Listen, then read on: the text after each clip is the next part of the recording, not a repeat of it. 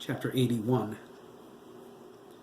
Dr. Meyer Brandis pulled into the Brooklyn cemetery, having no clue where they were. She merely followed Mickey's directions. He sensed the window with increasing clarity the closer they got to it. It wasn't her forte to take instructions from a 10-year-old, but he seemed to know what he was doing. She was convinced of that halfway to Brooklyn, considering what happened to them. She could hardly believe any of it was real. Mickey rode in the front in the middle between the doctor and his grandmother, Riley's hand in his lap. The Wolf boys were in the back. Mickey's expression was worried, his eyes glued to the road. He radiated anxiety as Dr. Meyer Brandis pushed the town car well over the speed limit. He suddenly jumped, startled. He stiffened up, his eyes wide. He gasped, shocked, became annoyed, and then crossed his arms defiantly. "I'm not telling anyone anything until you stop swearing," Mickey said. He scowled at the windshield. "What is it, love?" Esmeralda asked. Mickey's eyes narrowed. "Rude, vengeful spirit." Dr. Meyer Brandis asked, "Vengeful spirit, huh?" Adam crossed his arms and said, "You shouldn't doubt him, Doctor. Mickey has some incredible abilities." "I don't doubt him, Adam," Dr. Meyer Brandis replied. "Are your pack brothers not carrying the Sturgess brothers' spirits as we speak? Still, that doesn't mean I'm prepared to accept every vengeful spirit and goblin that pops out of the woodwork. I have to draw the line somewhere." Mickey looked through the windshield and said, "She doesn't believe in you." He jumped, startled. His face grew dark. Riley's hand made a fist. "Don't yell at me, Carlton. I don't have to do anything." Dr. Meyer Brandis froze, gripping the steering wheel. The Wolf boys perked up, detecting the jump in her heart rate. She stared at Mickey, her eyes wide behind her glasses. "Carlton?" she asked. "Yes," Mickey frowned, "and he's very rude." He looked up at her. "He says you murdered him." Esmeralda stared at her, surprised. Dr. Meyer Brandis lifted her chin indignantly. "I am an agent of the U.S. government," she said. "I have sanction authority. If I kill anyone, it's within my right and perfectly legal." Mickey looked at Oliver. Oliver nodded sadly. "We have the same authority, although we resist using it," Corny concluded. "Dr. Wainwright," Kelly muttered. Bang, bang, bang. Dr. Meyer Brandis scowled at him. Esmeralda raised her eyebrows. Mickey shook his head and said, "Carlton wants to talk to you. Tell him he should have considered that before he accessed classified data and tried to write that damn book." Mickey shrugged. "He says he won't go away until he talks to you. He's been following you for years." Dr. Meyer Brandis rolled her eyes. "Fine," she said. She mumbled, "That would be typical of him." "Grandma?" Mickey asked. Esmeralda nodded. "What is his frequency, my love?" Mickey let her read it. Esmeralda fed it through to Dr. Meyer Brandis and everyone else. A collective gasp went through the car. Sandy and Ian, sleeping inside Oliver and Corny, respectively, were startled awake. They rose out of the car and hovered over it defensively. They watched the angry ghost warily. Carlton Brandis was outside the windshield, glaring in. He was a handsome man, frozen in his 20s. His pale, ghostly form failed to show his brown hair and blue eyes. There was a hole in his head where the doctor's bullet went through. A chunk of his skull was missing. Mitchell remarked, "Ew," at the sight of his exposed brain. Dr. Meyer Brandis's mouth hung open. Carlton glared at her hatefully and spat, "Murderer!" His matted hair blew into his face from flying backward with the car. Dr. Meyer Brandis struggled to see the road through his opaque form. "It is you." Carlton pointed at her. You killed me in cold blood. I sanctioned you, Dr. Meyer Brandis corrected, under orders from my superior. It was a clean kill. You could have come to me, Carlton cried. You knew the risks when you accessed my data, Dr. Meyer Brandis snapped. You didn't think Granger would let you live after that, did you? You were my wife, Carlton screamed. His spectral voice caused a rush of wind to blow everyone's hair back. You were my husband, she fired back. You were ready to betray me and compromise my project? For what? Fame? Glory? The world had a right to know the abominations you were creating, Carlton exclaimed. The Omega Wolves were bad enough. Now look what you've got. Monsters. Genetically engineered murderers.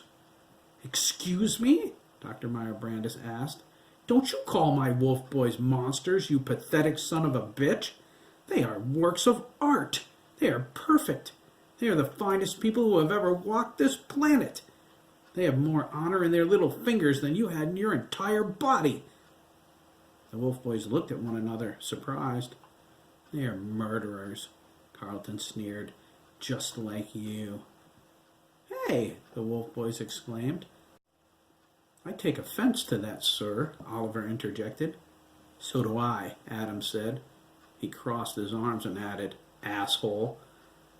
Dr. Meyer Brandis raised an eyebrow at his casual use of profanity. She saw exposure to the outside world had corrupted him already.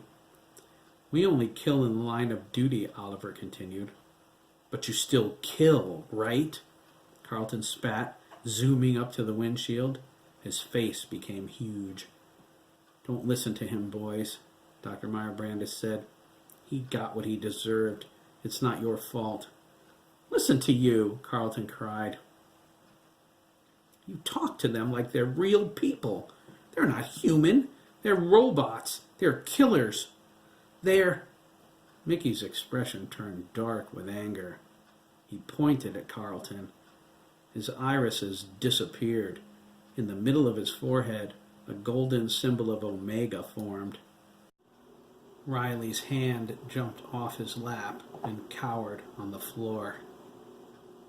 Esmeralda gasped, her hands drifting to her throat. Mickey, the Omega mark! What? Oliver asked. He saw it in the rearview mirror. He gripped the back of the seat. Like Jeremy's infinity mark? Or Joshua Stein's alpha mark? Mitchell asked, holding his hand over his bionic heart. It just skipped a beat. There are 3 marks, Esmeralda said quickly. The alpha mark, the Omega mark, and the infinity mark. They identify the chosen, but mean entirely different things. Mickey glared at Carlton, his eyes pure white. The wolf boys are my friends, he said. You're hurting them.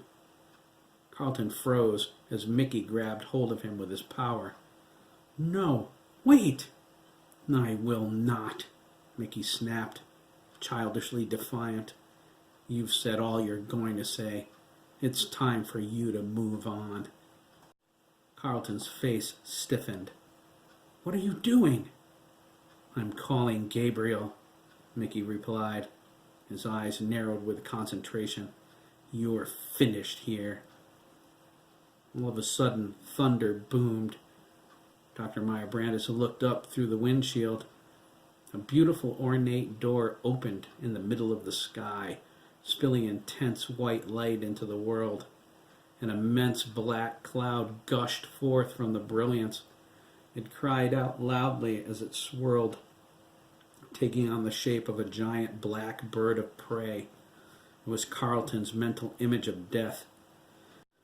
The vicious black hawk swooped down, its sharp talons bared to strike. Mickey let go of Carlton, and the ghost snapped his head back, terrified. He held his hands up and screamed, No! The black hawk latched onto him, its talons sinking deep into his body. It hovered over the hood, its wings flapping powerfully. It lowered its head to peer inside the town car. This annoys me, Mickey, the Black Hawk said. Its eyes were burning a deep blood red. You know I don't like when you do this. He stared at the Omega mark. Even if you are chosen. It flapped its wings menacingly. It glared at Sandy and Ian with contempt. Ian gasped and flew back into Corny. Sandy merely crossed his arms. Riley's hand hid under the seat. Everyone sensed the enormity of the Black Hawk's presence. It was vast and beyond their comprehension. I'm not picking anything up on my sensors, Corny said, puzzled. Wolfboy 2 says there's nothing there, even though it sees him. Your inner werewolf will detect me when the time is right, Master Conroy, the Black Hawk sneered. It looked at Mickey and said, You should refrain from summoning me thus. You disturb the natural order when you do.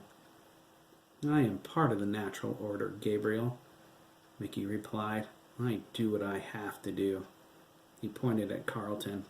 The ghost was thrashing and trying to break free. He doesn't belong here. Gabriel? Corny asked. Wolfboy 2? Wolfboy 2 replied, The Archangel Gabriel. God is my strength, the messenger of God. In rabbinical lore, he is one of 14 angels of death.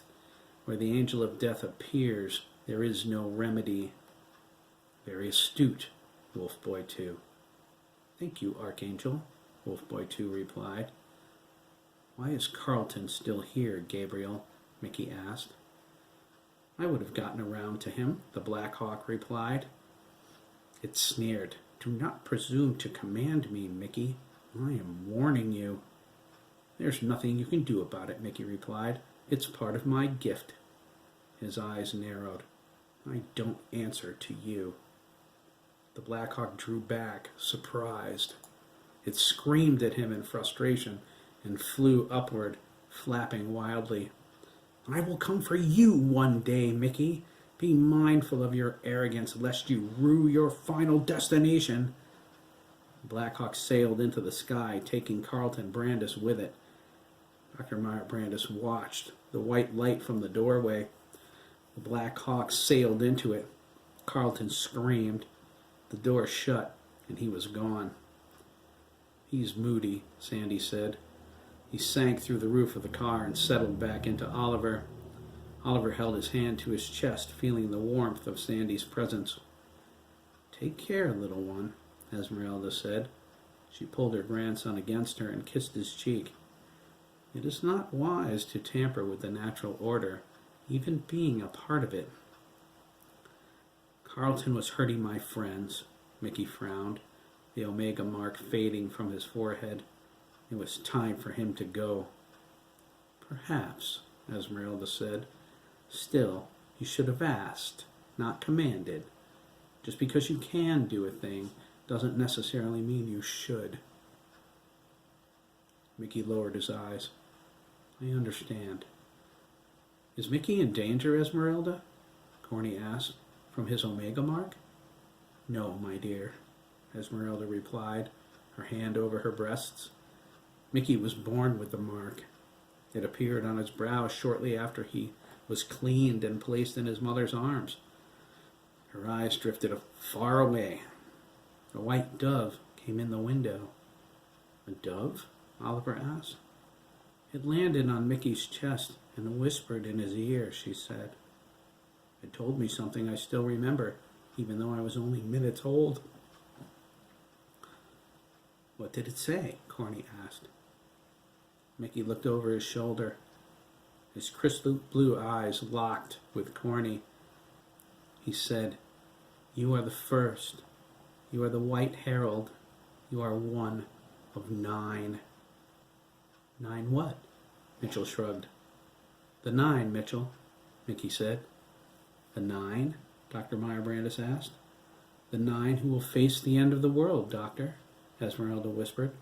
The 9 who will storm the gates of hell and lay waste to it. The 9 who will save us all. Of course. And who might they be? Another time, Esmeralda said, holding her hand up. Right now, we have to save our friends.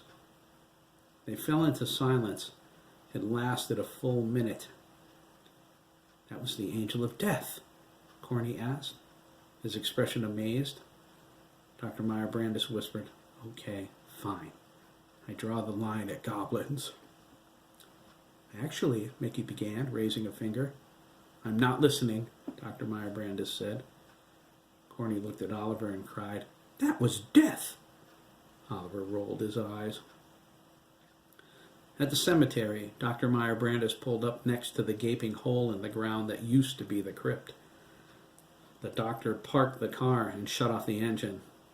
Everyone got out. Esmeralda had Hiram's ledger. Sandy and Ian floated up and hovered above them. Oliver sniffed curiously at the air. It smells strange, he remarked. Corny slugged him in the arm. It's a cemetery, pack brother. Duh. Kelly scowled. No, it's something else. I can smell it too. Carbon. It's like energy, like lightning just struck. Esmeralda shivered. She didn't like lightning. It's the window, Mickey said. Sandy shivered, looking at it. I can see it and feel it. Me too, Ian said. It's like a hole in the world.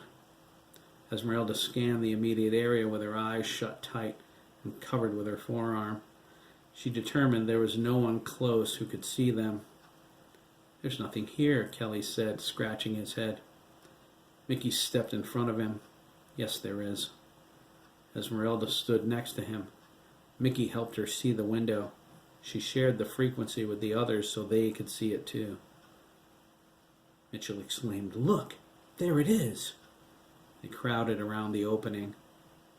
Dr. Meyer Brandis whispered, My God, it looks like hell. Esmeralda made the sign of the cross. It may very well be, she said, for them. They stared into the window at the horrifying expanse of Nightmare Land. The lights flashed, the rides were running, and everywhere they looked, a child was suffering. Screams filled the air. Cries of agony and despair sliced them to the core. The wolf boys growled, the hairs on the backs of their necks standing on end. Oh, God, Corny whispered. What is this place? Esmeralda's expression turned black. One of an infinite number of limbos, she said. What are limbos? Kelly asked. Different planes of reality weren't high on our list of courses at the complex. They're pockets of nothingness, Mickey offered.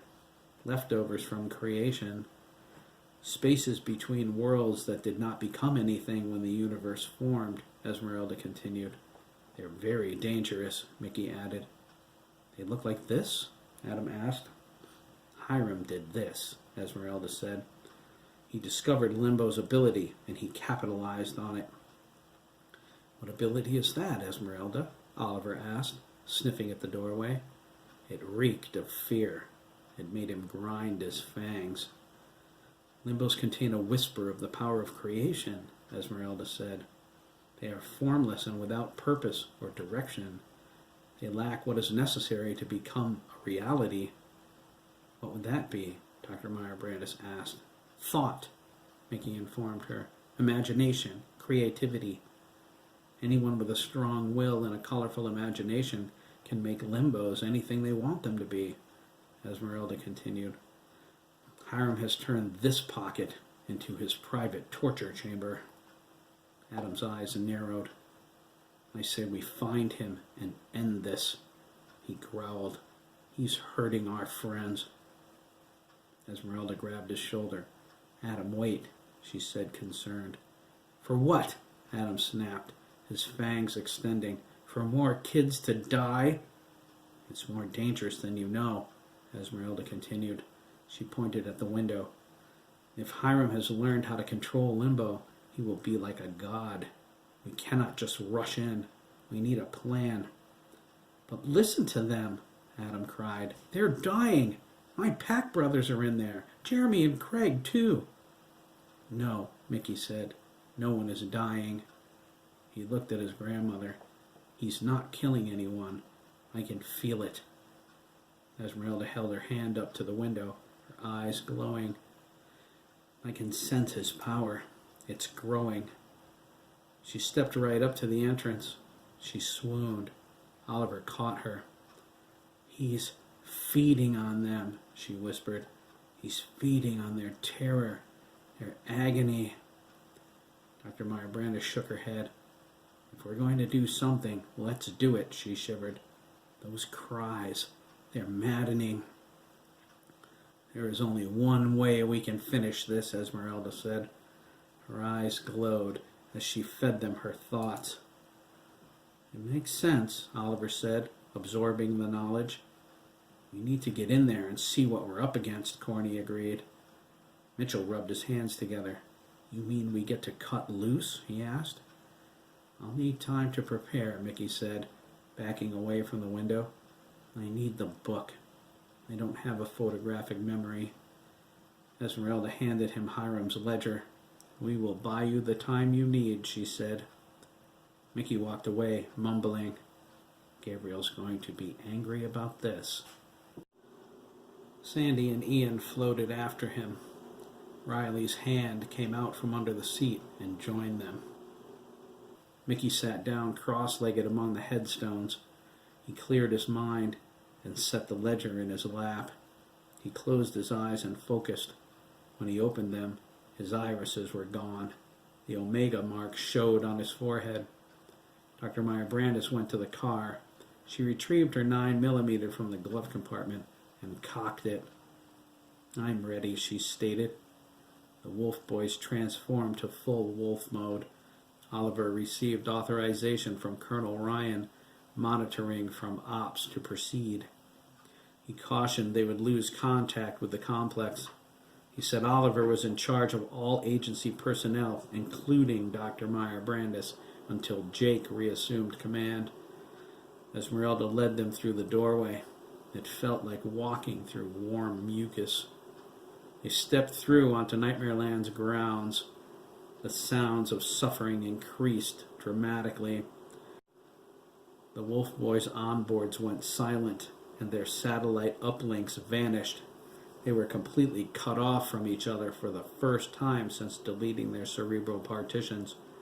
They looked around, worried. Esmeralda froze, her expression blank. Mitchell gasped, holding his chest. Cardio backup system enabled, he said, in Wolf Boy 6's voice. His eyes grew wide. He exclaimed, Oh, God! His head snapped toward Oliver. That backup protocol Dr. Urey installed for my heart? The one I laughed about? Oliver nodded. It just saved my life, Pack Brother. Love Dr. Urey. Corny nodded. Ditto, Oliver agreed. 5 days of reserve power, amen.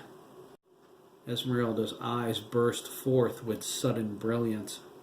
The pain, she cried, her hands groping. Stay focused, Dr. Meyer Brandis barked. Don't lose control. Esmeralda's face grew angry. We are stopping this. We are putting an end to this abomination now. Our onboards are offline, Oliver growled, along with a great deal of our hardware. No optical options, no uplink. He looked at his pack brothers sternly. We are in direct control of our implants. Use your natural senses and abilities, and be careful. Our processors are malfunctioning in this place. Our nano repair systems aren't working right either. His eyes narrowed. Hiram could harm us too, gravely. Spread out. Protect the civilians. Don't hold back. The Wolf Boys acknowledged their pack leader and fanned out. Their claws tore up the ground as they ran. Esmeralda and Dr. Meyer Brandis hung back, providing cover. Oliver sniffed through the myriad of scents. The smell of fear enraged him. The music playing through the loudspeakers was deafening and distracting. He recognized some of the scents from kids and adults he was acquainted with in Lancaster. He detected Edison and Dana. Oliver smelled their terror. So did Adam. Before Oliver could say anything, Adam raced off in their direction. Horny and Kelly moved to follow, but Oliver stopped them with a commanding glare. "By the numbers," he growled. "But Edison and Dana," Mitchell cried. "Adam has them," Oliver replied. "We're going to help the civilians, and we need to find Jake." "Look," Corny cried, "over there." It was Jeremy, in the air next to Hiram's twisting mixer madness, screaming at and strangling a gooey, ghostly figure. "Jeremy," Esmeralda nodded, suddenly very frightened. She felt the enormity of his power. "He has Hiram." Dr. Meyer Brandis held up her pistol. "You know, I haven't sanctioned anyone in a long time." She smiled. Esmeralda found her smile and the glee she sensed disturbing. "Let them go," Jeremy spat at Hiram, his power radiating. "You want 'em, you get 'em," Hiram choked, struggling. "Make a choice, McKee. It's me or them. You're running out of time. I can feel it. The black. It's changed Chris already. He doesn't get it. If he doesn't let them go soon, they'll be trapped like that, stuck together, and then they'll die." Jeremy growled his frustration and blasted Hiram to the ground. He sailed into the sky, an angry midnight blue star. He struggled to keep out the pain, but agony radiated from everywhere. He felt abhorrent sensations all over his body as he hovered over the ride.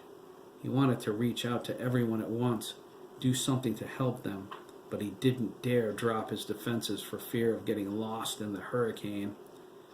Hiram held his throat and looked up at him nervously. Time to go, he thought, sensing Jeremy's allies. He sank into the ground and disappeared. "Chris?" Jeremy whispered, probing into Hiram's twisting mixer madness. "Jeremy?" a cascade of confused voices asked in reply. There was such a force behind their words, Jeremy lost his concentration. He plummeted from the sky, stunned. Esmeralda gasped, watching him fall. She reached out, straining, and caught him with her feeble telekinetics. He slowed, but she wasn't strong enough to stop him. "Jeremy," she projected, "snap out of it!" Jeremy shook his head and gasped when he saw he was about to hit the ground. He focused on slowing his descent. Esmeralda let him go. He nodded at her, the infinity mark burning brightly, but he said nothing. He levitated back above the ride. "Chris! Craig!" he cried, his love for his brother and his best friend overwhelming the mind god persona. "I'm coming, guys! I'm coming!" Adam leaped at the door to Hiram's hoedown with his claws at full extension. He crashed through and landed on the floor, ready to strike. The smell of death charged up his nose, and he recoiled, tracking the scent to its source. It was Elliot's corpse. Adam gasped at that, but cried out when he saw what was happening to Edison, Dana, Max, Ricardo, Roman, and Jason. They were cuffed to the slabs. Tentacled Hiram was in the center, absorbing their suffering. His grotesque limbs wrapped around each of them, writhing and throbbing. He was violating them, mutilating their flesh, and drinking in their agony. Adam was outraged. The boys were crying, even Edison and Dana. Tentacled Hiram flopped his head back toward the doorway, intoxicated with power. "Little werewolf," Tentacled Hiram gasped. "They're suffering. It's so incredible." Adam howled. He launched at Tentacled Hiram, slashing wildly with his claws. They sank into his back, the full 5 inches of their maximum extension. Adam ripped savagely downward, tearing Tentacled Hiram wide open. He slashed repeatedly, severing every one of his arms. He tore the monster to shreds with blinding speed, ripping and tearing, slashing, biting, and cutting. He drew back and thrust outward with both hands, tearing tentacled Hiram's head from his shoulders. He leaped at the boys, slicing through the metal cuffs. He transformed to semi-wolf mode and caught Roman in his arms to keep him from falling on top of Elliot. The rest of the boys dropped to their knees as tentacled Hiram bubbled into green goo and disappeared. Adam returned to his human form, weeping with his injured pack brothers. Oliver ripped his way into Hiram's Hall of Mirrors. Serpent Hiram had Matt wrapped tightly in his coils, their flesh merging as Matt spat profanities and screamed at him. Oliver jumped forward and stabbed his claws into Serpent Hiram's shoulders. He ripped down, slicing the creature into 3 separate pieces. He threw his arms out to the sides and tore the monster apart. One half of it slapped wetly onto the floor. The other hit a mirror and stuck, throbbing and pulsating. Oliver ripped the rest of Serpent Hiram off Matt and threw it. It sailed through the air, crashing through a mirrored wall. Matt was shaking all over. Oliver cut him and Jack Jr. free from the stakes, holding them down. Matt immediately curled up in a ball. Jack rushed to his side. "I'm sorry," Jack Jr. cried, tears streaming. "I'm sorry." "Not as sorry as you're going to be," Serpent Hiram hissed, his mangled body regenerating. Oliver dug into the floor with his claws and charged. He slammed into the monster, crashed through the building, and landed in the street. Oliver slashed like a wild animal, biting and tearing, until he destroyed Serpent Hiram. He threw his head back and howled in triumph. Jack Jr. emerged from the building, helping Matt walk. Matt sniffled, trying to hold back his tears. Oliver transformed back to human. "Are you all right?" he asked Matt. Matt looked at him fearfully and shook his head. "Hiram wanted me," Jack Jr. said. "Matt sacrificed himself to save me." Oliver's face grew dark with emotion as he transformed. "Get him to the window," he snarled, pointing in the right direction. "There are others who need me." Jack Jr. supported Matt and led him toward Nightmare Land's exit. Oliver leaped away toward Hiram's roller coaster odyssey. Corny and Mitchell were mounting an all-out assault on Hiram the Water Giant slide ride. Lancaster's misfit boys scattered from the lines as the watery Hiram swarmed toward their assailants. Hiram the Water Giant stepped out of the pool, enraged. He thrust his arms out, and a wall of water shot forth. Corny and Mitchell were caught in the blast, smashing through the roof of the Hiram go-round. Corny recovered first. He glared wide-eyed at the doppelgangers crawling all over Dennis and Reno. He tackled the one off Reno, slammed his fists into its chest, and ripped it apart with a loud crunch. Mitchell followed his lead, tearing apart the one on Dennis with wide, savage slashes. The remaining doppelgangers rose up from their positions and turned toward the Wolf Boys. Kelly leaped in, howling. He drew back and punched the doppelganger's head clean off. It flew out of the ride and rolled into the road. He slashed and bit at the remaining doppelgangers until there were pieces of them everywhere. Reno fell over lifelessly. Dennis reached out and caught him. "We did it," Reno managed to say, and fainted. "I have to get him out of here," Dennis whispered, his body racked with pain. The 3 Wolf Boys pointed toward the window. Dennis limped away, carrying Reno in his arms. Everyone made it out of the Hiram go-round a second before Hiram the Water Giant smashed it to bits with his massive fist. The Wolf Boys raced away in different directions, freeing every captive boy they could. Hiram the Water Giant pursued them mercilessly, intent on drowning them in his foul-smelling water. Jeremy sank into the black of Hiram's twisting mixer madness. He felt Chris and Craig and the others, but he was confused. Instead of the terror permeating every other corner of the park, he felt only love in here. It was love like he only felt with Craig when they were mind-linked. His face grew tight as realization struck him. The black, he thought, amazed. They're in the black. They are the black. No, not they. Chris. The black is Chris. Jeremy felt at the mass with his telepathy, but he couldn't tell his friends apart. Chris was holding them in his newfound essence. As much as they wanted to be free, none of them wanted to give up what they felt at that moment. It was wholeness, completeness, a love for each other. The infinity mark flashed. Jeremy's confusion turned to anger as the mind god persona overwhelmed him again. He decided to save them, whether they liked it or not. Jeremy exploded out of the ride inside a sphere of psionic energy. It crackled loudly, its brilliance washing over Nightmare Land. His eyes raged midnight blue fire, the infinity mark burning in the middle of his forehead. He reached down with his power and drew the blackness out of Hiram's twisting mixer madness. It was Chris. With a mammoth flex, he forced them apart. Chris, Craig, Dabney, Coco, Graham, and Derek reformed as themselves inside a pillar of midnight blue force that stretched from the ground to the sky. Jeremy felt the mind link with Craig instantly reform, stronger than ever. The infinity mark faded from his brow.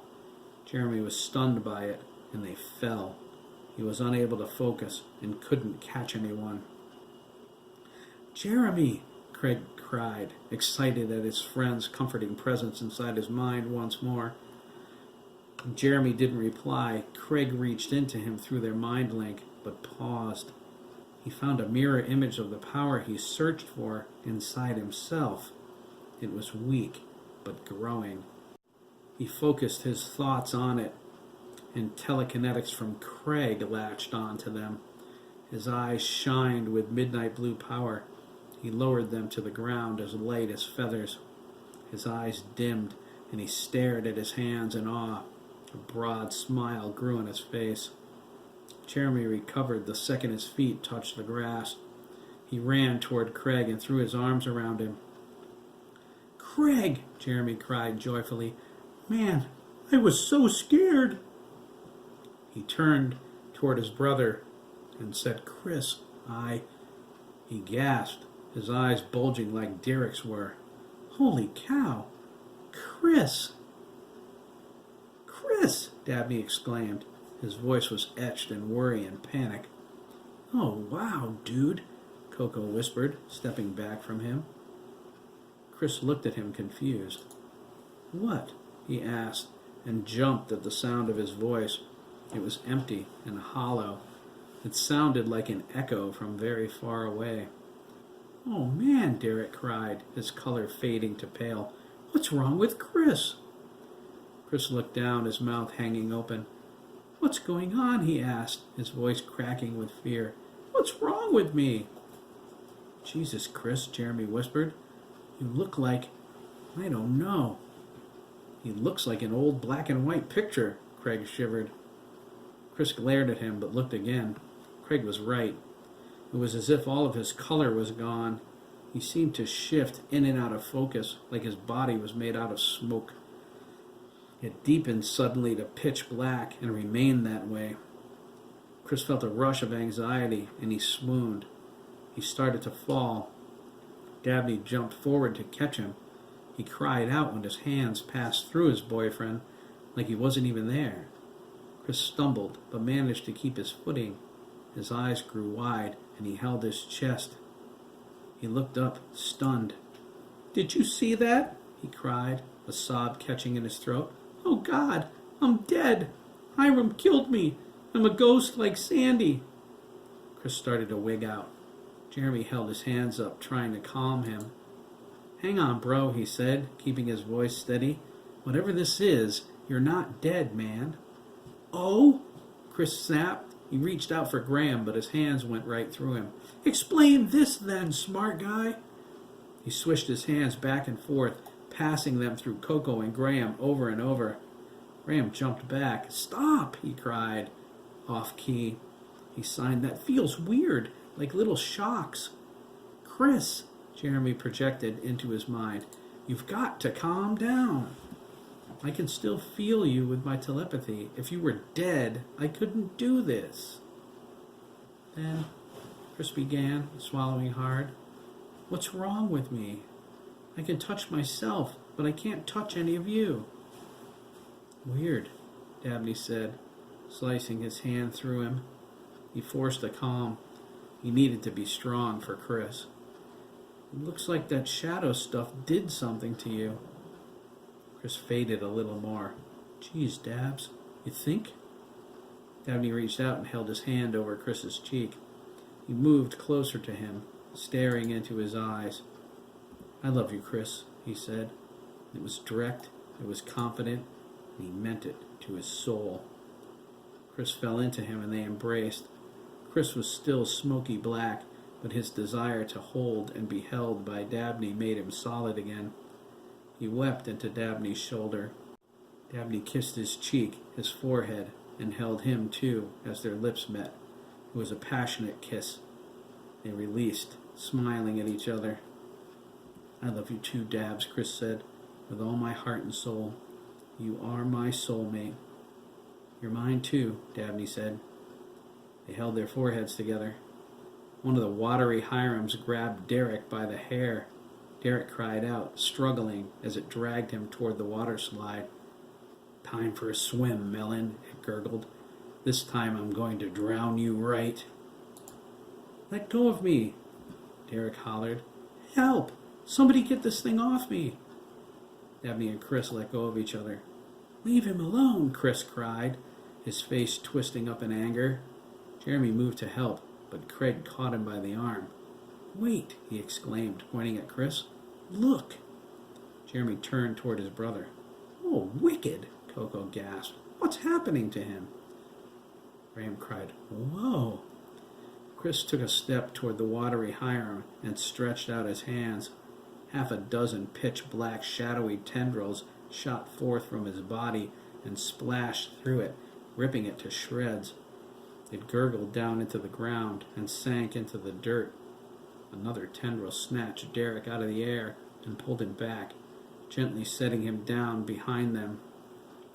The tendrils whipped and snapped, making Chris look like a shadowy spider. They disappeared back into his body. Chris looked at his hands, looked at his friends, and fainted. He hit the ground with a thump, and all of his color returned. Dabney ran over to him. He reached out and touched Chris's arm. It was solid, normal, and warm. He felt his chest and let out a whoosh of relief. Chris was breathing, and his heartbeat was strong beneath his ribs. Dabney looked at Jeremy, a questioning stun in his expression. He cradled Chris in his arms. Jeremy shrugged. I have no clue what just happened, future brother-in-law. He looked at the others and asked, Did you guys see that? They nodded, dumbly. That was a pretty righteous kiss, Coco said. Not the kiss, Jeremy exclaimed. Coco smirked. It was pretty righteous, though. Derek remarked, Snogging aside, that shadow crap Hiram dumped us in. It's inside Chris now. I felt that when we were in there, Craig said, reflectively. It was like the shadow was Chris. We were all together in the dark. He kept us together, Graham sighed. He saved us. Well, whatever it is, Jeremy growled, his eyes burning bright. Hiram did it to him. He clenched his fist. If he's hurt my brother, I swear to God, I'll kill him. Yeah, Dabney said, if the Wolf Boys don't kill him first. He pointed. Take a look at that. Everyone followed his finger. The Wolf Boys declared war on Nightmare Land. Hiram was fighting back. He was part of the park somehow, his visage appearing everywhere. The Wolf Boys declared war on Nightmare Land. Hiram was fighting back. He was part of the park somehow, his visage appearing everywhere. Jeremy spotted Adam battling a monstrosity that had tentacles in Hiram's face. Corny and Mitchell were tearing apart a snake-like creature.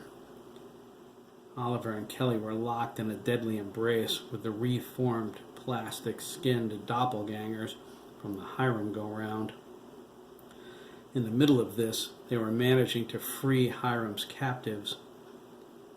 Jeremy needed to help them. Chris and the others needed to leave Nightmare Land fast. "The Wolf Boys are freeing everyone," Jeremy said. "You guys need to take Chris and get out of here." "What about you?" Craig asked. Jeremy smiled. "Milliken's mine." He lifted up off the ground, his power expanding, his eyes glowing. Craig motioned for the others to follow him. Dennis ran toward them. He was naked, beat up, and carrying Reno, who didn't look much better. "Guys," he gasped, stumbling. Dabney caught Reno as Dennis fell. Dennis scraped his knee on the ground and winced. Dabney looked at Reno, concerned. He suffered a severe beating. His eyes fluttered as he regained consciousness. Dabney gasped at his bi-colored eyes. "Hi," Reno said weakly. "Listen to what he has to say," Dennis struggled. "We've got serious problems." "We can see that, Den," Dabney said. He looked at his brother. "Where are your clothes?" Dennis exploded. "You don't have a clue what I've been through, so don't start with your sarcasm." Dabney stepped back, visibly stung. "God," he whispered, "what happened to you?" Dennis looked at his brother with despair. "He hurt me, man," he said through his tears. "He hurt all of us." He fought to regain his composure. "Listen to Reno," he whispered. "He knows something." Dabney set Reno on his feet, but held him up so he wouldn't fall over. Reno spoke softly and with great effort. He was torn up, and the park was no longer healing him. As he talked, Craig relayed the information to Jeremy, who landed in the middle of the road. Jeremy cocked his head to the side. He heard Reno's words and nodded. "Will do," he replied. He focused his power on the Wolf Boys. He spoke to them telepathically, without encryption, as their onboard units were offline. "Listen up, guys," he thought to them. "I'm just me now. Sorry about what happened at the farm. I know you were doing your jobs, but right now I need you to pay attention. Reno says Hiram is the most vulnerable when he changes into something, a monster or whatever. He says if we hurt Hiram badly enough, he'll turn back into a spirit. That's what we need him to be." "We understand," Oliver verbally replied, "and forget about the farm. It's all right." "You heard him, Pack Brothers," Adam growled. "Don't hold back. Give him everything you've got." "That'll be the day," Hiram the Water Giant hollered. Before anyone could move, all of Hiram's forms suddenly vanished, and the park went completely dark. Every light went out. Every ride stopped. Kids stumbled from everywhere. Jeremy directed them to the window, back to the real world. Red and blue lights could be seen flashing outside. Colonel Ryan had sent in the cavalry. Jeremy focused and sent out a blanket suggestion for everyone to calm down. Their terror melted away beneath the strength of his telepathy. Instead of trampling over the fallen, they paused to help each other up. They moved toward the door in a quick but orderly fashion. Jeremy sensed Esmeralda and Dr. Meyer Brandis were with the adults. They were freed from Hiram's House of Horrors the moment the park went dark. The tendrils retracted from their brains and vanished. They staggered out of the building. Mike and Lyle carried Alex. Jeremy flashed them a thought to help get the kids to safety. The parents went to work immediately, using their natural ability to block out their own discomfort in favor of the kids. The Wolf Boys moved in close to Jeremy. Craig fell in behind him. Jeremy looked at him. "Why are you still here?" he asked. "You need me," Craig replied. "I have a little power now, too. I can help. Dabney is getting everyone else out."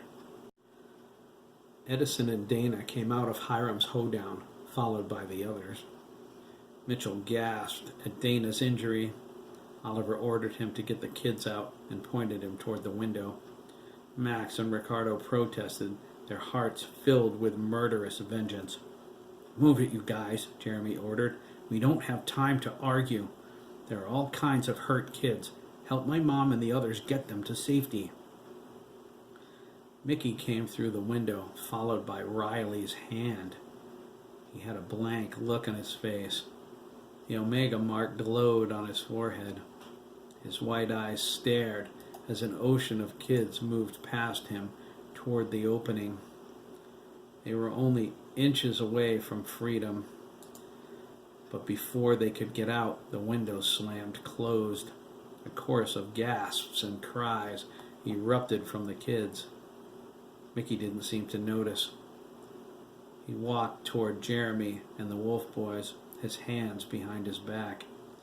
Esmeralda caught sight of him and scanned, her expression filled with calm satisfaction as all of Nightmare Land shook with a massive earthquake.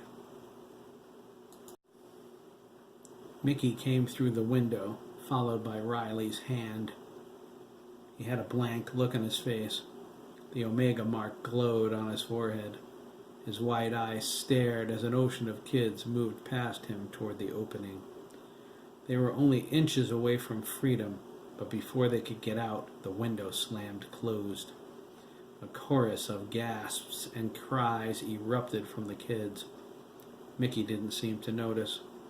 He walked toward Jeremy and the Wolf Boys, his hands behind his back. Esmeralda caught sight of him and scanned, her expression filled with a calm satisfaction as all of Nightmare Land shook with a massive earthquake. "No one's going anywhere," Hiram's voice boomed out of the darkness. "You're mine, do you hear me? You're all mine." A massive tremor swept through Nightmare Land, throwing everyone off their feet. The kids screamed as the rides began to stretch and distort. The foundations of their buildings ripped free from the ground with a loud sound of breaking concrete and twisting metal. They flowed together, taking on Hiram's recognizable form. He sat up, merged entirely with Nightmare Land, rocks and dirt flying everywhere. He stood, a monstrous behemoth composed of all the elements of the park. He grew into a 200-foot maniacally grinning colossus. His massive eyes glowed midnight blue with power. He glared down at his Lancaster captives with an expression filled with hate. "Holy Mother of God!" Mike cried, holding his broken nose. "Look at the size of him!" Hiram took in a deep breath and yelled, "Reno!" Sound waves blared out in every direction. The ground rippled and flowed as an earthen hand snagged Reno by his neck and dragged him toward Hiram. Dabney reached out, crying, "No!" "No is right," Jeremy yelled, his eyes filling with power. "Get him!" At the same time, he fired a mind blast with the full force of his telepathy. It lashed into Hiram's head, but did absolutely nothing. "Uh-oh," he said. He looked at the Wolf Boys. "I think we're in trouble." Hiram's earthen hand stretched upward into a long arm until it held Reno in front of the giant's face. Reno stared at him, terrified. Hiram leaned in toward him, his eyes crackling with power. "You've caused me a lot of trouble, Reno," Hiram snarled. "You have to be punished." "Leave him alone, Milliken," Jeremy cried, launching upward. He lashed out with his telekinetic power and smashed the earthen hand to pieces. He caught Reno, pulled him over, and lowered him to the ground. Hiram sneered down at them. That was futile, he spat. I said I was going to punish him. There's nothing you can do to stop me. Hiram glanced to his right and concentrated. A window opened into the real world. Everyone saw an angry-looking woman in the middle of it, standing on a porch. She was petite, with soft brown hair and a determined face. She looked frustrated as she held her hand to her mouth. "Reno!" she called, aggravated. Her voice echoed throughout Nightmare Land. Reno turned his head toward the window. "Mom?" His eyes opened wide. "Mom!" Hiram said, "Not anymore." He reached through the window with his massive hand and grabbed Reno's mother. He pulled her into Nightmare Land, and the window slammed shut. Helen Doherty was startled and disoriented. She saw Hiram's hideous form, felt the pressure of his grip, and let out a terrified scream that abruptly stopped as Hiram crushed her in his fist. He opened his hand and shook it. Ellen fell out of the sky in two separate pieces. Reno reached toward her desperately and screamed, "Mom!" "Didn't you hear me, Reno?" Hiram asked. "I said not anymore." He stood up straight and yelled, "Enough of this! Everybody dies!" He glared down into the crowd. "McKee, where are you? You're next!" Hiram stepped toward them, and the ground shook. The Wolf boys drew back, preparing to attack. Jeremy and Esmeralda powered up. The law enforcement officers trained their weapons. Mickey, his hands still clasped behind his back, stepped calmly in front of everyone. His white eyes and the Omega mark shined in the darkness. Hiram leaned down, a smile on his face. "You're cute, albino boy," he said. "Nice eyes. I think I'll try you out just as soon as I finish with McKee." "You're not hurting anyone ever again," Mickey replied, monotone and emotionless. Hiram laughed. "There's nothing you can do about it. This world is mine. I'm God here. I can crush you with my little pinky." He wiggled the finger over Mickey's head. It was huge. "What are you going to do besides bleed and die?" Mickey pulled his hands out and held up Hiram's ledger. Hiram recoiled. My ledger!" "That's right," Mickey said. "Give me my book!" Hiram screamed. Every light and every ride that made up his body began running at the same time. Mickey's expression darkened. "Some people want to talk to you, Hiram," he said, shaking the ledger at the giant. "Your insanity told you the kids you killed were waiting for you on the other side. You were more right than you knew." He held the ledger higher. "Thanks to this, I was able to find them all." "Find?" Hiram asked, confused. He cried out as a ghostly figure walked out of Mickey's body. Hiram recognized him immediately. It was Giuseppe Luciano. "Monster!" Giuseppe hissed. Hiram's expression filled with terror as Wade stepped out of Mickey next, followed by Sam Stone, Terry Greer, Ian, and Sandy. Sandy flew over by his friends. Ian stayed where he knew he needed to be. The Leach twins emerged, holding hands. Riley Whitmore was there. His hand scurried over and reattached to his wrist. He held it up, his pale blue eyes shining. He turned to Jeremy and Craig and smiled. Then another boy followed, and then another. Hiram watched in horror as the ghost of every person he ever murdered walked out of Mickey's small body. There were dozens of them, but it was the last spirit that filled Hiram with the most dread. The giant looked away and shut his eyes to escape the ghost's leering gaze. "No," Hiram cried. "Not you. It can't be. This isn't real." "Boy," Caleb Milliken said, "you've been judged. It's time to pay the piper." Hiram whirled around and screamed, "No! I killed you! You're dead! Do you hear me? Dead! If I have to, I'll kill you again!" He hollered into the sky, "Give me my boys back!" Hiram reached for them.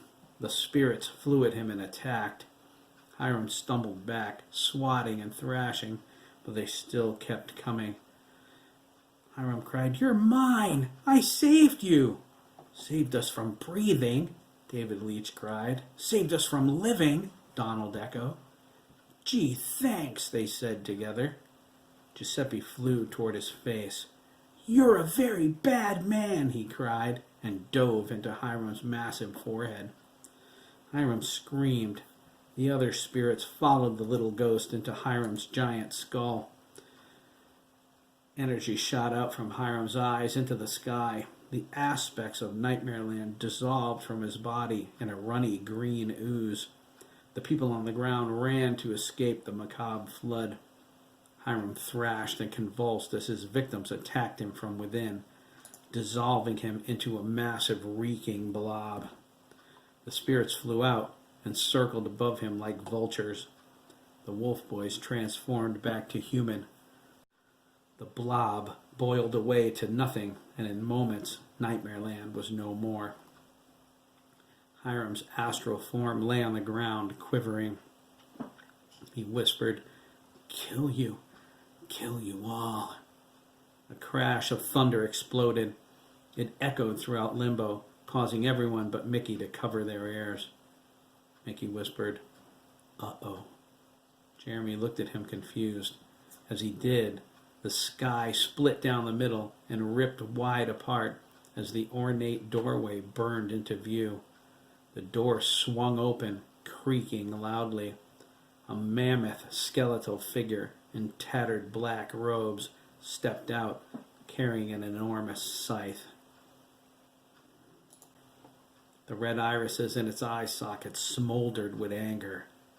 "What do you think you're doing?" Death raged at the spirits of Hiram's victims. "Get back inside where you belong!" Its outrageously powerful voice sent chills down the spines of the living. Freezing air radiated from it. Death pointed toward the doorway with its bony finger. The spirits obeyed, sailing into the light. Every one of them was smiling. Wade zipped over to Craig. He landed behind him and whispered, "It ain't me time to go yet, lad." He winked at his grandson. "I've still much to do here." "What about the boy?" Craig asked. "Giuseppe?" Wade asked. "The wee lad stays too." "He ain't done here neither." Riley sailed toward the light, but as he did, his hand fell off and raced across the ground to a spot between Jeremy's feet. It tapped Jeremy's leg. Jeremy reached down, picked it up, and set it on Craig's shoulder. "We're keeping Riley's hand?" Craig asked. "I have a pet," Jeremy said. "You get hand, boy." Riley's hand gave Craig a thumbs up. Craig patted it. Ian landed near Sandy. Death ignored the Sturgesses and glared down at Mickey.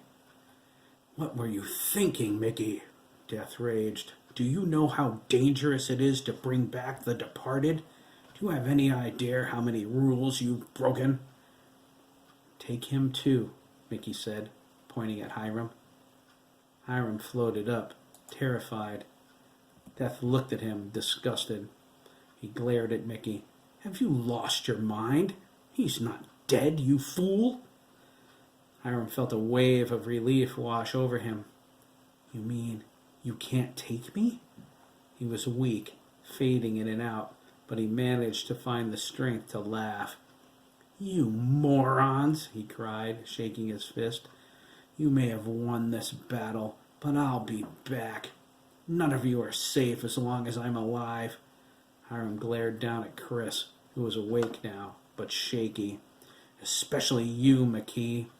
As soon as I'm strong again, you're the first one I'm coming for. Mickey grabbed hold of the silver cord protruding from Hiram's chest.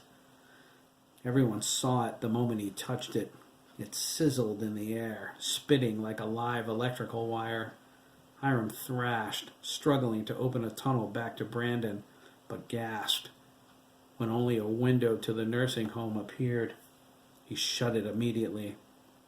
Mickey reeled him in until they were face to face. Hiram raged and spat profanities, but Mickey didn't let him go. Did you notice Gabriel's door hasn't closed yet? Mickey asked, smiling.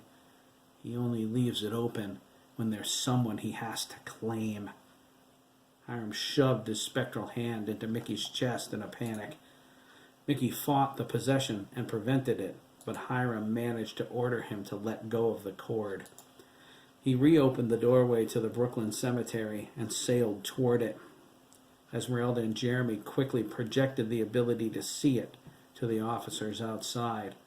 An army of police rushed in with their guns at the ready. Sandy and Ian charged Hiram. Sandy hit him high. Ian hit him low. They fought the farmer as he tried to escape. Mickey motioned for Jeremy to come to him. He asked, "Can you link me to the Wolf Boys?" Jeremy nodded. "Easily. Their onboards are offline." He concentrated, his eyes glowing, his power reaching out. The Wolf Boys felt Mickey inside their minds. Mickey projected, "The only way we win is to cut the cord. I'm in your mind, so you can touch it now." Edison was standing closest to it. He smiled and reached out, clutching the silver cord in his fists. He looked at Oliver. A tear ran down his cheek. "Won't that mean killing Hiram?" Oliver asked. Mickey replied, "Yes, it will." Jake put his hand on Oliver's shoulder. "I'm not sure Edison doing this is a good idea." "Edison!" Oliver called. "Let me!" Edison shook his head. His expression darkened, his eyes narrowed, and he turned toward the farmer. "Edison?" Dana weakly asked. Sandy and Ian struggled to hold Hiram. "Let go of me, you bastards!" Hiram cried, pulling away from them. He glared at Edison, who held up the cord to him with a sneer. He bared his fangs and growled. Hiram cried, "No!" and dove toward him. He overheard them saying their computer brains were offline. He knew he could possess the Wolf Boy. As soon as he did, he was going to carve a path of carnage through the Lancaster kids like the world had never. An inch from contact, Edison bit the cord in half. It snapped, hummed, and flashed a bright white bang. The piece connected to Hiram sizzled and disintegrated. The end attached to Brandon Riley's body sputtered like a live power line. Hiram flew into Edison's front and out his back, unable to touch him. He hovered in the air, staring at his hands as they faded almost transparent. The world Hiram created disappeared, returning the limbo pocket to a void of white nothingness. "Sanction complete," Edison whispered. His face contorted, and he fell to his knees, weeping. The Wolf Boys ran to him. Edison dropped the silver cord to embrace his pack brothers. Ian grabbed it. He stared at it in awe as it flashed and spat. He felt its connection to the living world. He moved the cord toward his chest. Hiram cried, "No! Oh, no!" as death swiped him with its scythe. "Time to go, Hiram Horace Milliken," Death said. "Your final destination has already been determined." The white light in the doorway burst into crackling red flames. Everyone on the ground cringed away from the incredible heat. Death swung its scythe and snapped it hard. Hiram flew off the blade. A raging fire caught him, burning his flesh away. He screamed as he melted into the doorway. The flames faded and the light returned, but Hiram Milliken was gone. A cheer erupted from below. Mickey noticed the doorway was still open. He looked around, confused. The omega mark faded from his forehead. His eyes returned to their normal crystal blue. "You're taking someone else?" he asked. Death brought its bony finger up to where its lips should have been. "Shh," it hissed, its hollow eyes narrowing. He pointed ominously at Ian. "He's being tested." Everyone looked at Ian. Ian wept sorrowfully, holding the sputtering silver cord between his hands. Sandy floated over to him with an expression of love and understanding. "Do it, Ian," Sandy said, placing his hand on his brother's shoulder. "You don't know how much I want to, Sanford," Ian sobbed. He was crying so hard he could barely speak. "I want to live so badly." "Then live, Ian," Sandy said. He squeezed his shoulder. "You're my brother. I love you, man." Ian spun around and stabbed the cord into Sandy's chest. "That's why it has to be you." Sandy gasped as the silver cord bound to him. "Ian?" he asked, but was yanked away at incredible speed. He flew out the window into the real world and disappeared. Ian bowed his head and whispered, "Your reward has to equal your sacrifice." He slowly lowered to the ground. Susan ran toward him, but Ian held up his hand. He looked at her with profound sadness. "I have to go, Mom," Ian sniffled. He gestured with his chin toward Death. "He's waiting for me." "Ian?" Alex said, feverish. "Ian, no. Oh, no. Oh, Ian, no," Susan cried, falling to her knees. "I can't handle losing you again. Please, stay with us. Don't go." Ian only sadly shrugged. He shuffled over to Death with his head hung down. Death's form changed into Ian's perception of what it should be. It shrank down to a normal height, transforming into a beautiful blonde angel.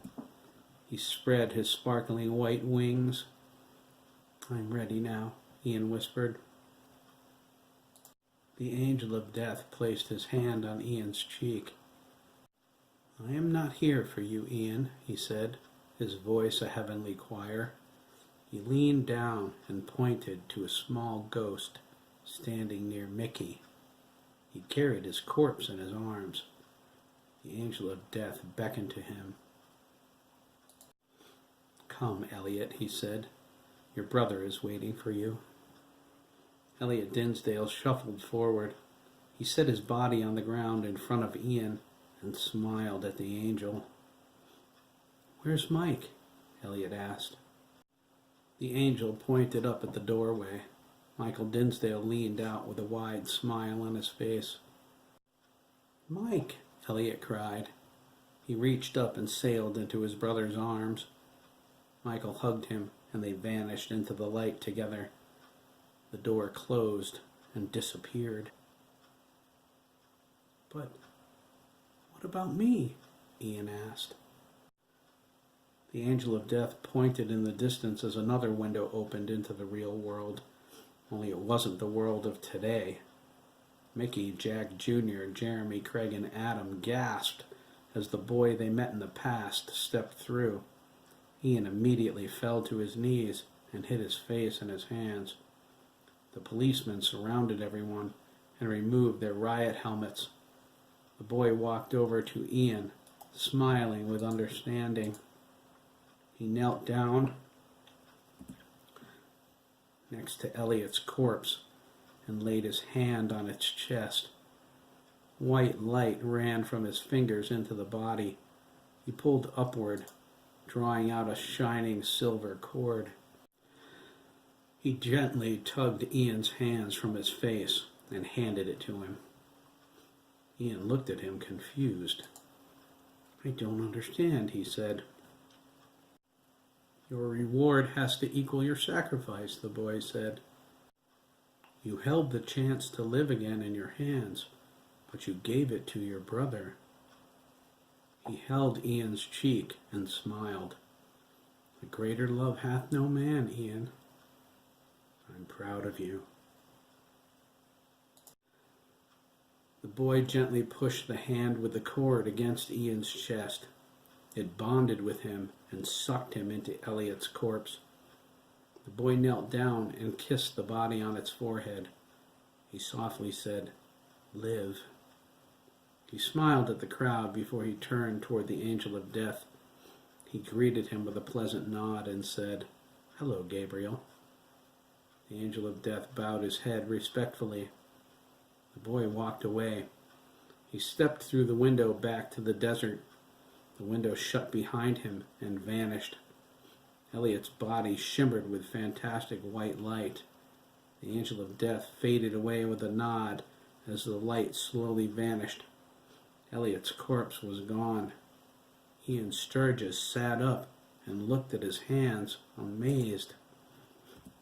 "Holy cow," he whispered. "I'm alive." He turned toward his mother. He sucked in a deep breath and cried, "Mom, I'm alive!" Susan ran over to him, crying hysterically. She threw her arms around Ian and held him tight. Everyone gathered around them, amazed and stunned, feeling like they were losing their minds. Jake flashed his agency ID at the officers.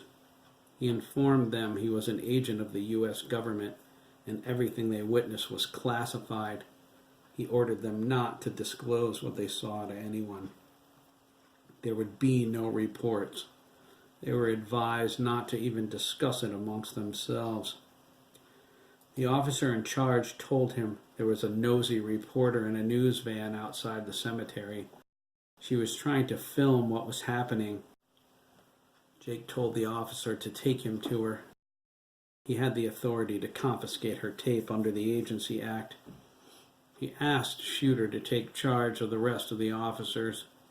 Shooter immediately instructed them to get blankets for the children. He was told there were 2 ambulances outside. Shooter ordered them to call for a dozen more. Jeremy sent him a thought. Shooter understood instantly. "Scratch the ambulances," he said to the officers. "Don't let anyone out of here yet. Line them up near the window." Jeremy moved to the exit. Craig sat down near him as one by one Jeremy used his power to heal everyone's wounds. He was upset when no matter how hard he tried, he couldn't regenerate Alex's leg. His power was limited in that respect. Susan hugged him and followed the men carrying her husband to the ambulance. Jeremy couldn't heal Dana either. Jake called for an agency helicopter to fly them to the airport in Providence. Dana's damage was so extensive, Dr. Stubbs insisted he come back to base rather than her coming to them to use the facilities inside the mobile command center. Edison was supremely shaken and just wanted to go home. The Wolf Boys decided to go with them to be with their pack brothers. Adam was staying in Lancaster, continuing his assignment to look after Jeremy and Dr. Meyer Brandis. Jeremy adjusted the memories of anyone not in their circle, excluding Reno, who Jeremy determined had his mind manipulated enough. He wanted to wipe out the whole experience, but Esmeralda told him he couldn't erase trauma of such magnitude. There would always be an echo of pain never dealt with, and that echo would eventually drive them mad. Jeremy took away any knowledge they had of him, the Wolf Boys, or Nightmare Land. As far as anyone knew, Hiram's reported death the night of the murders was an error. He kidnapped everyone and used strong drugs to give them nightmarish hallucinations. Unfortunately, they would always remember the pain. Jeremy prayed over time, and with counseling, they would be all right. Jeremy needed to heal too.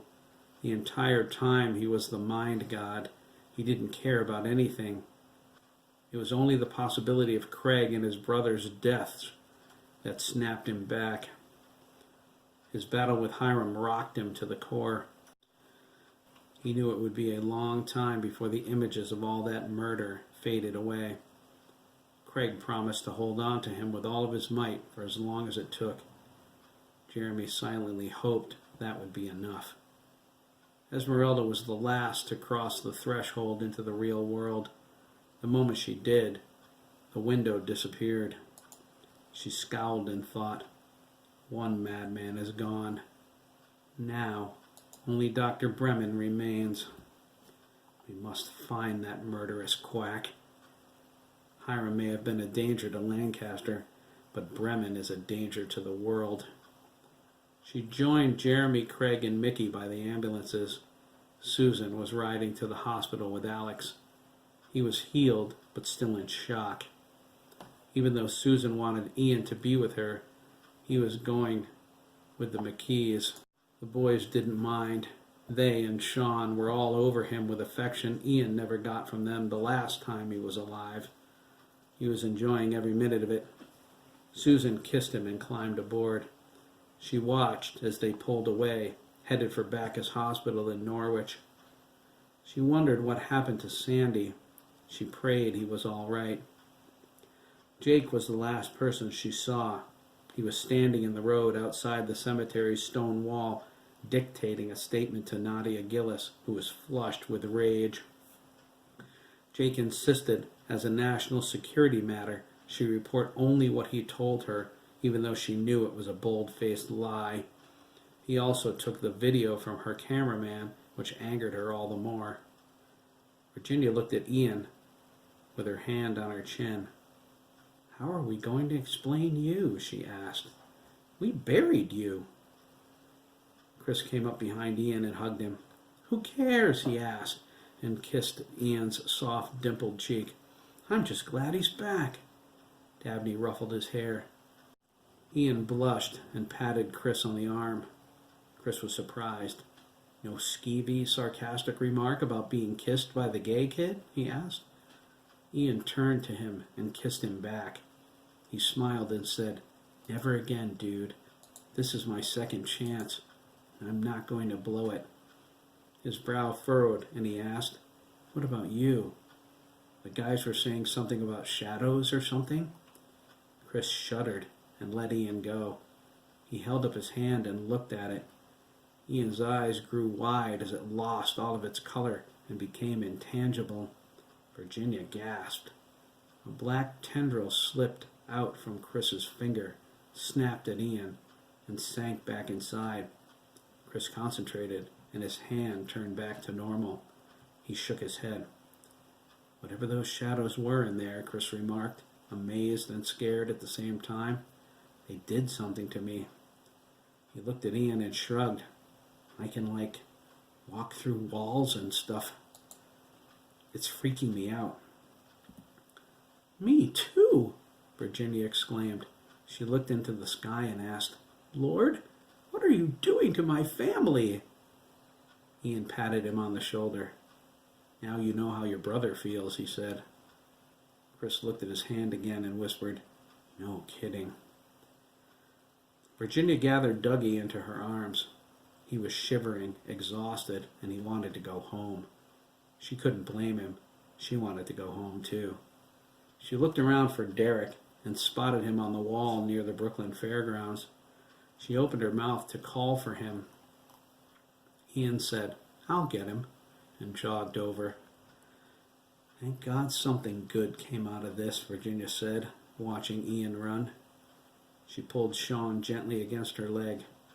Jeremy said, "Literally, huh?" Everyone felt a chill run down their spine.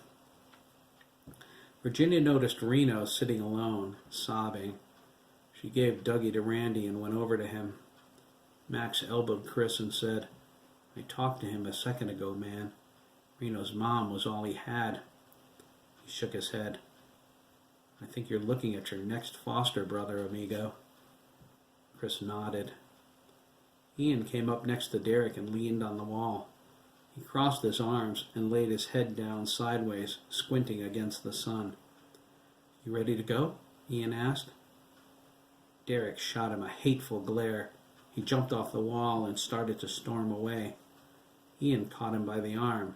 "Hey," he asked, "what's wrong, Melon?" Derek spun around and punched Ian in the face.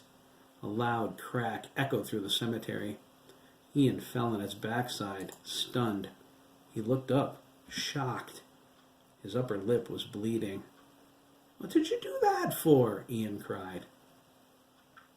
Derek stood over him with his fists balled up, his face flushing with anger.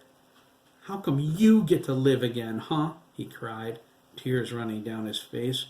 "You were a jerk when you were alive." His breaths came quickly with his emotions. "Why you and not my brother, huh? Or my father? Or my mother?" Derek became hysterical. "You don't deserve a second chance, Ian. You don't!" Chris came up behind him and put his hand on Derek's shoulder. Derek spun around, glaring. Chris met his glare with an expression of sympathy. Derek threw himself into his arms. "It's not fair, Chris," he sobbed. "It isn't." Chris put his arm across Derek's shoulders and led him away. Jeremy squatted down and healed Ian's lip. Ian's head hung down. Jeremy watched the tear hit the grass. "He's right," Ian whispered. "Maybe I shouldn't be here." "He's hurt, Ian," Jeremy said. "It'll be all right." Ian wiped his face with his shirt, realizing something. It was Elliot's shirt. They were Elliot's clothes. He thought he should be thankful they were clean. "I don't know, Jeremy," Ian sighed, holding his hand out. Jeremy took it and pulled him up. "Derek's right. I was a jerk." Jeremy patted him on the back. "You have a lifetime to make up for that," he said. "Just don't forget it." Ian had a flash of Hiram cutting his throat. He touched his neck and shuddered. "No, I don't think I will." Brooklyn's populace gathered outside the cemetery on Route 169. They looked at the plethora of blanketed boys with confusion. Rumors circulated. Esmeralda sent a minor suggestion to the priest standing with them. He relayed that a serial killer kidnapped the boys and they barely escaped with their lives. No, he wasn't at large. The police killed him. Yes, a boy and a woman lost their lives. His name was Elliot Dinsdale. Her name was Helen Doherty. They were from Canterbury. 3 school buses arrived a short time later. They were loans from Brooklyn. The police sent word to the Tolland State Police Barracks. A list of names was collected and transferred so the parents could meet their sons at Lancaster High School. Jeremy caught some desperate thoughts someone projected at him. He smiled when he realized who it was. He told his mother he would meet her back in Lancaster. There was one more thing he needed to do. Virginia got onto the bus with the Lancaster kids. Everyone stared at Ian fearfully. Jeremy and Craig went to Dr. Meyer Brandis, who agreed to drive them where they needed to go. Adam went with them and asked Jeremy where they were going. "You'll see," Craig replied. He set Riley's hand on the seat. The hand flashed the OK sign and vanished. Jeremy and Craig smiled at one another. They directed Dr. Meyer Brandis to the nursing home up the street. She parked in the back lot by the bottom floor. Jeremy asked everyone to wait, and he went in alone. He scanned the building, found what he was after, and blocked anyone from seeing him. He slipped into the room where Brandon Riley's body was. He closed the door and looked down at a face that was almost wholly Hiram's. Sandy floated by the window, his arms crossed. Don't tell me I'm going to look like that for the rest of my life, he exclaimed. Jeremy replied, I think the body takes on the form of the spirit attached to it, Sandy. He looked at him. It seems you've inherited Hiram's astral projection ability, too. I have? Sandy gasped. His tuxedo was gone. He wore a hospital gown instead. Jeremy said, It looks like it. The power's in the body, not the spirit. If you didn't have it, you would be in there. He pointed at the body on the bed. Really? Sandy grinned. He rubbed his hands together. No girl's locker room is safe. Jeremy scowled at him. Promise me you're only kidding, or I'll leave you like this. Sandy cried, Okay, just fix me, all right? Can you? His eyes pleaded. Jeremy set his hands on the body's shoulders. His power flowed into it, accelerating the mutation that would have eventually changed it into Sandy.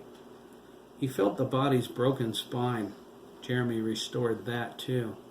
In minutes, all traces of Hiram or Brandon were gone. Sandy looked down at his body, satisfied. He slipped into it, joined it, and opened his eyes. He patted his chest, his stomach, and his legs. He smiled. It's me!